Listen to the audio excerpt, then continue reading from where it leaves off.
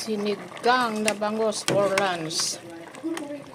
Yan, sinigang na bangus with ang pinang-asim ay santol. With sili, kangkong, and gabi.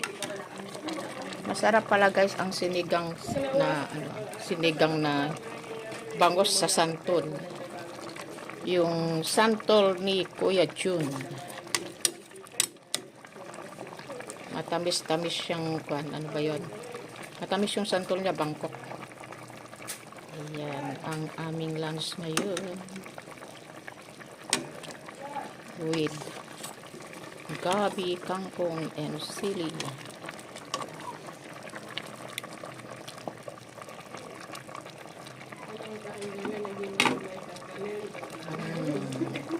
Kain na tayo guys.